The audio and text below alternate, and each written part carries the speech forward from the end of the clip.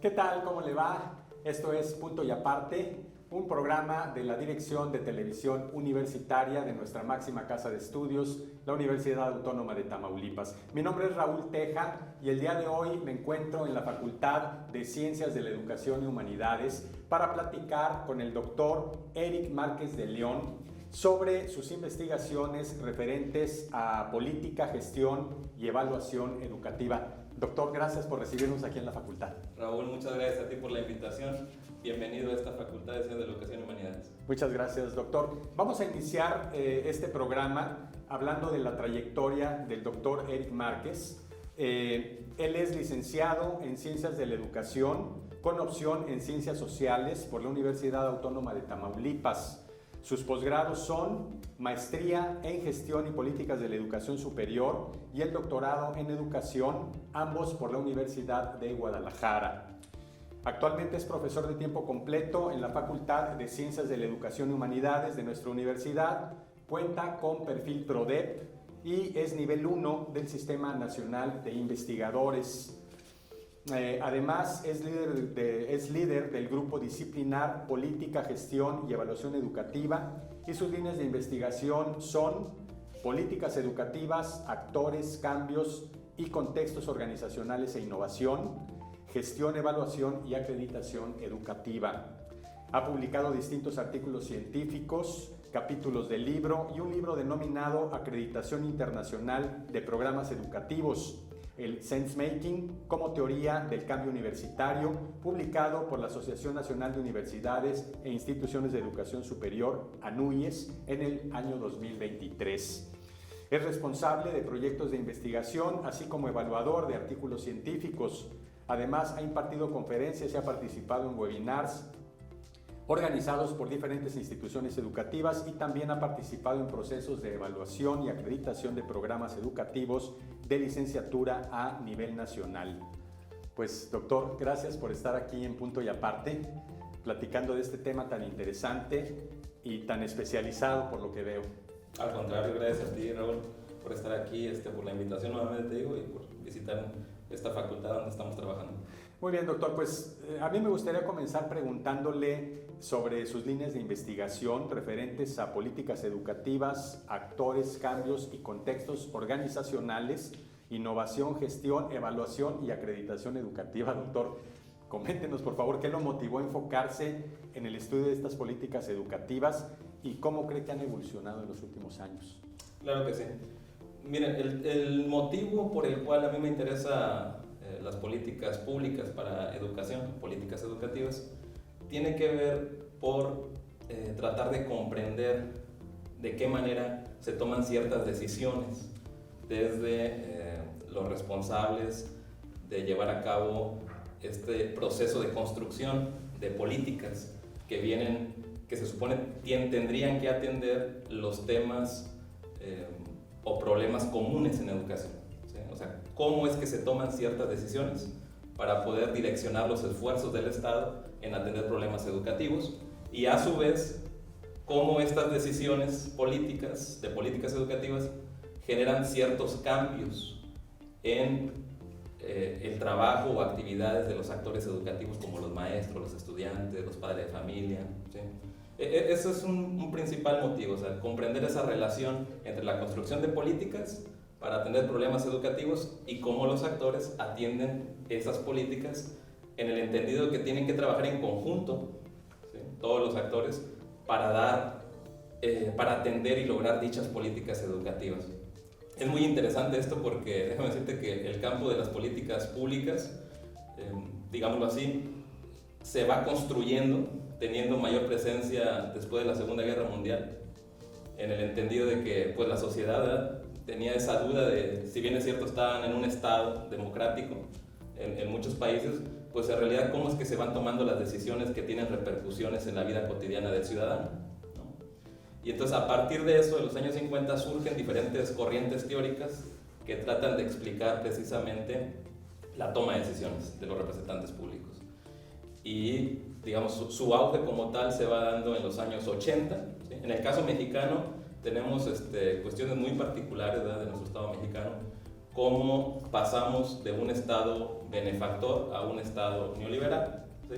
Y eso en gran medida te va diciendo cuáles son las directrices de la construcción de políticas educativas y cómo los actores van respondiendo hacia eso, hasta llegar a la actualidad, donde ha habido una especie de mayor concientización sobre la construcción de políticas públicas y la manera en que las personas y los actores educativos deben de involucrarse, ¿sí? Porque, como les decía, o sea, a final de cuentas, se construyen las políticas públicas entre todos, pero se toman decisiones desde la administración pública que correspondan del Estado, y eso repercute en el quehacer de todos, ¿sí? O sea, construimos el escenario donde nos desenvolvemos. Bien, doctor. Ahora, siguiendo con el tema, háblenos un poquito de cuáles son los actores, quiénes son los actores principales que intervienen en esta formulación de las políticas educativas. Sí, las políticas públicas, en este caso las políticas para educación, normalmente se manejan las etapas de las políticas, ¿sí? Hay una primera etapa que es la agenda pública. Lo platico porque en esta agenda pública, quienes son los encargados como representantes públicos, ahora sí que están como en la obligación de ir a consultar, ¿sí? Mediante diferentes mecanismos con los actores en educación cuáles son las necesidades o prioridades que se necesitan atender desde el Estado, ¿sí? Como estamos en un sistema democrático, bueno, pues entonces hay la participación en la construcción de la agenda pública. Ahí se colocan, ahora sí que se redactan, ¿verdad? Se consideran las necesidades que tienen todos, por ejemplo, el sindicato, las necesidades que tiene el magisterio, los profesionales de la educación, ¿verdad? Las necesidades que tienen los padres de familia, las necesidades que tiene el sector empresarial, las necesidades que tienen las autoridades educativas. O sea, en la agenda pública se le da voz y se le da la oportunidad de participar a los actores para entonces pasar a otra etapa de políticas públicas, que es la formulación de cuáles van a ser en realidad las políticas que va a echar a andar cierta administración pública para atender los temas en educación, ¿verdad? Y entonces ahí ya se hace una valoración de viabilidad en términos económicos, si se puede o no se puede, en términos políticos, ¿verdad? De los actores que están en juego, el peso que tenga cada uno de ellos. Posteriormente ya se hacen los ajustes al marco jurídico en la legislación educativa como artículo 3º, Ley General de Educación. Y esa es la parte de la implementación, ¿sí? Se implementa, se echan a andar a través de programas, de proyectos con financiamiento y finalmente se evalúan, ¿no? Se evalúan precisamente por los mismos actores educativos que son los que tienen que gestionar el logro de dichas políticas, ¿no? Entonces, estas etapas de las políticas públicas implica que los actores, ¿sí? Como profesores, estudiantes, sindicato, sector empresarial, se vinculen, o sea, se integren en todas las etapas de la política pública. O sea, no hay ninguna etapa, no solamente se queda su participación en la agenda pública, es constante, ¿sí? Es constante porque a final de cuentas a todos nos interesa lo que pasa en educación, entonces hay que participar en la construcción de dichas políticas. Ahora bien, doctor, coméntenos por favor cuáles serían los criterios clave que se deben considerar al evaluar la efectividad de las políticas educativas y cómo pueden estas evaluaciones informar futuras decisiones. Bueno, si bien es cierto desde cualquier administración pública, o sea, desde cualquier gobierno que esté en la parte de lo que es el Estado-Nación, tiene la obligación de planear y evaluar las políticas públicas a través de ciertos indicadores. Existen otro tipo de valoraciones que pueden ser a lo mejor un poco menos formales, pero igual de efectivas. Y eso tiene que ver con la opinión de los actores educativos. O sea, directamente, si hay una política de calidad educativa, directamente ir con el profesor y conocer de viva voz su experiencia con esta política, ¿sí? Nosotros tenemos muchos profesores conocidos, ¿verdad? Entonces, es cuando quienes realmente experimentan las decisiones de la administración pública en materia educativa te pueden decir si algo va bien o si hay cuestiones que se tienen que considerar como oportunidades para mejorar, ¿sí?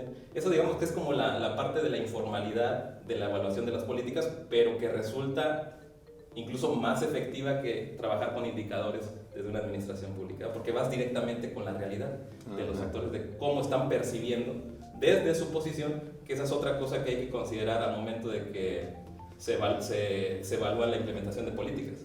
Tienes que considerar que la opinión de las personas es una percepción, o sea, ellos te van a hablar a partir de lo que logran apreciar de la totalidad del impacto de la política educativa, ¿no? O sea, en la realidad hay múltiples percepciones de los diferentes actores que se supone que el conjunto de discursos te da te enriquece el comprender si una política funciona o qué aspectos se tienen que mejorar. Bien, doctor. Ahora dígame, ¿cómo puede entonces la acreditación educativa garantizar la calidad y la equidad en el sistema educativo? ¿Y qué desafíos se presentan en este proceso? Bueno, cuando hablamos de acreditación nos estamos refiriendo a un mecanismo que pertenece precisamente a una política educativa. Una política educativa que es calidad, en este caso para la educación superior, ¿no? O sea, hay políticas educativas para cada uno de los niveles educativos. En este caso la acreditación es un mecanismo que permite a las instituciones de educación superior atender la política de calidad, ¿sí? Nuestra política de calidad en México surge a partir de esa transición del Estado benefactor al Estado neoliberal, que así se nombra en la literatura, ¿verdad?, como tal, y el Estado neoliberal pues aparece después de la crisis económica de los años 80, ¿sí? Principalmente con Carlos Salinas de Gortari. Se establece una serie de lineamientos, se crean políticas y se hacen cambios en el marco jurídico que tienen ese toque de procurar tener un control de las actividades que realizan las instituciones de educación superior a través de una planeación y de una evaluación, ¿sí? Entonces, la acreditación es un proceso, es un mecanismo donde se evalúa el trabajo que realizan los actores educativos de diferentes programas académicos en universidades, ¿sí? Y a partir de ciertos indicadores que se establecen en los organismos acreditadores que maneja el COPAES, el Consejo para la Acreditación de la Educación Superior en México, desde el 2000, pues se trata de ir encauzando los esfuerzos institucionales de todas nuestras IES públicas y privadas en el país hacia ciertos estándares de calidad, ¿sí? Hacia cierta sistematización de los procesos sin que quede de lado la autonomía en la toma de decisiones para resolver los problemas internos que se van generando en la idiosincrasia de los contextos universitarios. Muy bien, doctor. Si me permite, vamos a hacer una pausa y enseguida volvemos aquí a Punto y Aparte. Mujer, nada me has dado. Nada me has dado, y para ti mi vida deshoja su rosal de desconsuelo, porque ves estas cosas que yo miro, las mismas tierras y los mismos cielos, porque la red de nervios y de venas que sostiene tu ser y tu belleza se debe estremecer al beso puro del sol, del mismo sol que a mí me besa.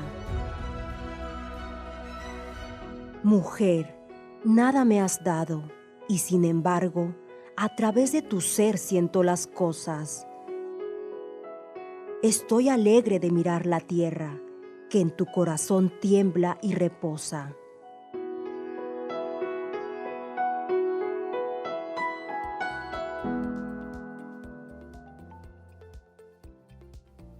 Bien, continuamos aquí en Punto y Aparte. Estamos platicando con el doctor Eric Márquez de León sobre innovación, gestión, evaluación y acreditación educativa. Doctor, interesante lo que nos comenta y le preguntaría yo cuáles son las áreas de investigación futuras más prometedoras en el campo de las políticas y la gestión educativa. Bien. Primero partir de que las políticas públicas, como lo he mencionado anteriormente, son acciones que emanan de la representación de servidores públicos desde el Estado para poder atender los problemas comunes en educación, ¿verdad?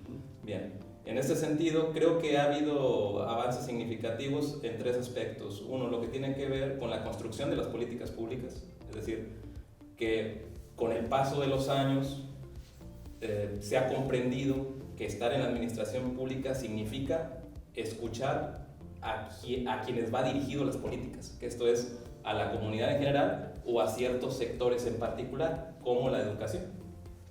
Entonces creo que ahí ha habido un avance muy importante sobre la participación de los actores en la formulación de las políticas, programas y proyectos. Después, ha habido un avance también, ha existido un avance en términos del contenido de las políticas, no solamente de cómo se construyen, sino del contenido de la política, ¿no? O sea, hacia dónde va dirigida. Y ahí se ha considerado ya muchas cosas, o sea, que está muy bien en educación. Por ejemplo, la igualdad de oportunidades, la equidad educativa, ¿sí? La misma calidad, el acceso a el uso de las tecnologías en la educación. En fin, hay temas que han ido evolucionando, ¿sí? Que han ido mejorando en el contenido de las políticas y hay otros temas que se han ido incorporando producto de la misma presión social, ¿sí? De los mismos actores. Y por otra parte, bueno, considerar que en términos de las teorías o de los estudios de las políticas públicas también ha habido buenos avances. O sea, hay diferentes teorías que han aparecido en momentos históricos a partir de los años 50 hasta la actualidad y que han tratado de dar una explicación, obviamente desde la teoría, ¿verdad?, sobre cómo es que han ido funcionando la toma de decisiones en políticas públicas y los impactos de dichas políticas educativas en los actores, ¿sí? Entonces, ha habido buenos avances. Yo diría que queda pendiente todavía, van por ahí algunas corrientes, el hecho de priorizar en las políticas públicas al ser humano, ¿sí? Es decir, al usuario de las políticas, ¿no? Sea el sector que sea, o sea, el considerar que es una persona que tiene que además de las necesidades del sector educativo, pues se ve influenciado por un montón de fuerzas externas e internas que van determinando la forma en que responde a la política. ¿Sí? Es el factor humano, es decir, no se trata de algo lineal, ¿sí?, como algunas corrientes, digamos, la racional, la no institucional, sino más bien tiene que ver con cómo la persona, cómo el profesor, cómo el estudiante, cómo el padre de familia asume o interpreta y le da cierto significado a la política que se establece.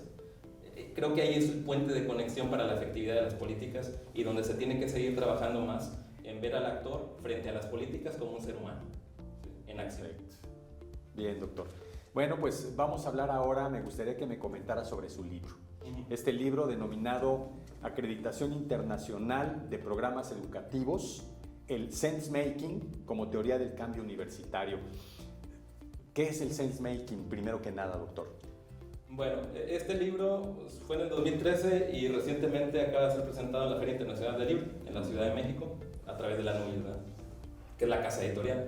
Bueno, el sense making es una teoría que Carl Weick empezó a utilizar en los estudios organizacionales, ¿sí?, en los estudios organizacionales, que se vuelve, al ser las instituciones de educación superior organizaciones, ¿verdad?, son organizaciones, son un grupo de personas que busca llevar a cabo sus roles dentro de una universidad para cumplir ciertos objetivos individuales, pero también colectivos, ¿no?, y darle vida a esa misión, visión y principios de una universidad pública, privada.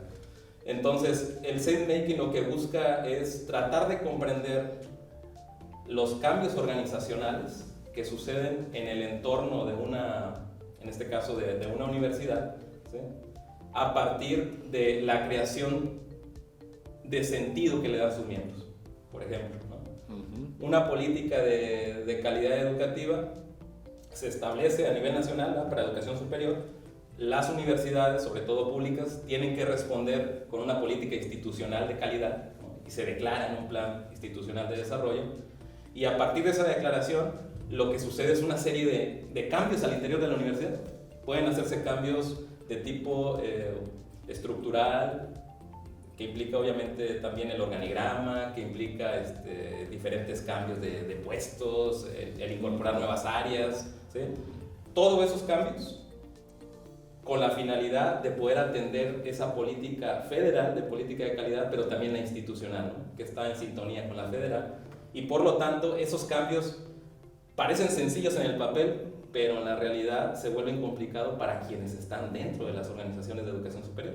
O sea, los profesores o los estudiantes o los directivos tratan de alguna manera, mediante la teoría, bueno, en este caso la teoría del sense making va platicando sobre esta cuestión, de cómo pueden ir comprendiendo lo que está sucediendo en el entorno que está cambiando. Para ellos es nuevo, ¿no? Todos los cambios son nuevos, y de esta manera van comprendiéndolo poco a poquito, ¿sí? Hay una primera etapa, lo platico rápidamente, una primera etapa donde, por ejemplo, los miembros de una universidad, mediante la teoría del sense making, se dan cuenta que algo cambió en el entorno, ¿sí? Cualquier cosa que haya cambiado, se dan cuenta.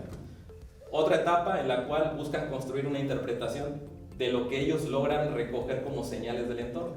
Y eso puede venir a través de un oficio que vieron, o que les llegó, de las pláticas en pasillos, de reuniones que tuvieron, etcétera, etcétera, etcétera. Entonces van construyendo su propia interpretación hasta convencerse que esa puede ser, eso puede ser lo que está explicando el cambio, ¿sí? Y la tercera etapa tiene que ver con negociar las interpretaciones individuales. O sea, yo creo que eso está pasando por algo, me encuentro a algún colega, algún compañero, le platico y él me dice, no, yo creo que es por esto, empezamos a negociar en el colectivo de actores. Y finalmente lo que se hace es construir una interpretación del cambio organizacional en la organización de manera colectiva. Todos tenemos un discurso más o menos generalizado y con eso enfrentamos el cambio, ¿sí? Nos adaptamos y evolucionamos. Entonces la teoría del sense-making es muy interesante porque te permite ver el cambio de manera procesual desde los sujetos de una organización como las universidades. Bien, bien, doctor. Ahora, ¿qué conceptos principales se exploran en su libro en relación con la acreditación internacional de los programas educativos? Pues de entrada lo de la acreditación, ¿verdad? O sea, la acreditación como un mecanismo para lograr la tan ansiada calidad educativa de nuestras universidades en México, ¿no? A nivel mundial. Y pues hay dos vertientes, ¿verdad? Una que es la acreditación nacional y la otra que es la acreditación internacional. Ambas, digamos que son complementarias, pero lo que buscan es tener un reconocimiento social. O sea, que se reconozca socialmente el trabajo que hacemos todas nuestras universidades, que es un trabajo muy arduo, ¿no? Como profesores, como estudiantes, en esta misma universidad estamos haciendo un trabajo muy importante para que la sociedad pueda reconocer el esfuerzo que hacemos y sobre todo tener claridad sobre la formación que van teniendo los estudiantes, ¿no? Que eso es parte de las funciones sustantivas. Hay que recordar que funciones sustantivas de nuestras universidades son investigación, docencia, ¿no? Extensión, vinculación. Ajá. Entonces, esto de los aspectos del libro pues tiene que ver con hablar en términos teóricos de la acreditación, pero sobre todo en los efectos que genera la acreditación, ¿sí? Bien. Al interior de las universidades, explicado desde el sense-making, ¿sí? Desde la comprensión de los sujetos. Un concepto importante que se trabaja en el libro, obviamente, son políticas públicas para educación superior, la calidad y la construcción social de la realidad. Ese es un aspecto clave en el libro, cómo se va construyendo, cómo todos vamos construyendo la realidad, ¿sí? A final de cuentas, cualquier acción que se quiera hacer en materia de política educativa necesita de la gestión de sus actores, ¿sí? Si tú enuncias una política y tratas de hacerla en una universidad, requieres forzosamente de la gestión de las personas, ¿sí? O sea, las personas son quienes realmente le dan vida a una política, ¿sí? Uh-huh. Y son quienes realmente te van a decir cuáles son los resultados que hay. Por lo tanto, el foco de atención desde lo que busca el libro es ir a la construcción de sentido que le dan los miembros de una universidad a los cambios que generan las políticas universitarias, ¿sí? Porque ahí es en realidad digámoslo así, el punto clave del éxito de las políticas, ¿sí? Si desde las políticas se trabajan el hecho de cómo entretejen los actores la intencionalidad de la política, muchas políticas pueden tener gran éxito dentro de las organizaciones de educación superior. Perfecto, doctor. Vamos nuevamente a hacer un corte y enseguida regresamos aquí a Punto y Aparte. ¿Sabías que el ojo humano tiene una resolución de 576 megapíxeles debido a que tiene alrededor de 6 millones de células sensibles a la luz en cada retina y de 90 a 126 millones de bastones, los cuales son responsables de la visión de baja luminosidad? En la actualidad no se cuenta con un dispositivo con esta resolución y aunque existiera no se tendría la misma imagen y nitidez. Bien, pues continuamos aquí platicando con el doctor Eric Márquez. Estamos hablando sobre lo que es el sense making. Y doctor, aquí ya nos explicó usted de qué se trata, qué significa. Y yo quisiera que nos diera en su libro aplica usted algunos ejemplos y si aquí en la universidad ya se está aplicando algo de eso. Mira, en el libro como tal no se incorporó la parte de la aplicación del sense making en las organizaciones de educación superior. Sin embargo, sí se hizo. O sea, sí se trabajó el sense-making en términos prácticos, ¿verdad? Para poderlo evidenciar o mostrar cómo es que se va dando los cambios ante el mecanismo de la acreditación nacional en algunas universidades. Esa parte está por publicarse y quiero comentarles que es muy interesante lo que aparece ahí. O sea, para quienes estamos en la universidad, el que tú puedas ver de otras universidades también cómo las personas, ¿no? Profesores, directivos, te van narrando el proceso de construcción social ante el cambio, es hasta cierto punto impresionante, ¿no? Porque a veces estamos acostumbrados a dar una explicación del cambio, pero sin las voces y las experiencias de los sujetos. Y en este caso, los sujetos te van narrando cómo es que se han ido involucrando con otros compañeros, ¿no? Con otros actores, para poder interpretar lo que ha cambiado producto de la acreditación. Y eso es algo muy enriquecedor en términos de la toma de decisiones. Bien, doctor. Entonces, aquí, en cuanto al proceso de acreditación educativa en México, ¿cuáles serían los criterios utilizados para evaluar la calidad de los programas? Sí, como lo había comentado, en México se ha montado un sistema, ¿sí? Tal cual, un sistema que busca llegar a esa calidad en la educación superior. Empezó en los años 90 con CIES, lo han de recordar muchos compañeros que me están viendo, lo de CIES. Luego, en términos de evaluación, ¿verdad?, de programas educativos. Luego, en el 2000 empezó con COPAES la acreditación de los mismos programas académicos de licenciatura. Y a partir de ahí, desde el 2000, COPAES ahora sí como que es la instancia encargada de avalar a ciertos organismos acreditadores, quienes son realmente, por disciplinas, los que van con sus pares evaluadores a llevar a cabo todo el proceso acreditado, que es un proceso de evaluación, para tener un reconocimiento social a la calidad de cada programa educativo. ¿Qué es lo que hacen, no? Bien. Y qué es lo que quieren hacer para mejorar aquello que está pendiente. Esa es la idea, ¿no? Una mejora continua. Aquí no hay algo malo ni como tal algo muy bueno, simplemente es un proceso de mejora. Cuando se entiende que son personas, que somos actores educativos como maestros, que estamos formando a personas, ¿no? No estamos generando mercancías, estamos formando personas, pues eso resulta cierta complejidad que implica cierta comprensión desde los actores que tratamos de esforzarnos por lograr una buena formación profesional, ¿sí? Entonces esa comprensión es la que se busca ir atendiéndola, ¿sí? No estar estable, estar siempre haciendo cosas para mejorar la formación, pues, de los estudiantes universitarios, ¿no? Porque al final de cuentas ellos serán profesionales que los veremos por ahí en uno u otro espacio de nuestra sociedad. Bien, doctor. Entonces aquí... sí, ahí desde el 2000 fue lo de COPAES, ¿no? Con organismos acreditadores con esa intención. Y se trabaja con estándares de calidad, ¿sí? Estándares de calidad a través de un marco de evaluación donde los programas educativos se autoevalúan primero con eso, ¿no?, que tienen, muestran lo que tienen al organismo acreditador con ese marco de referencia, que ese es el nombre que recibe, marco de referencia, y ahí van colocando de qué manera van atendiendo a los indicadores de calidad. Y al final el organismo acreditador les dice, a partir de todo lo que tú mencionas de indicadores, estás acreditado o no acreditado, pero te vamos a volver a evaluar en tantos meses o años para ver cómo atendiste eso que te dijimos que hacía falta, ¿no? Muy bien, doctor, pues interesante lo que nos comenta. No sé si ya para cerrar quiera hablarnos sobre algo que quisiera usted agregar como cierre.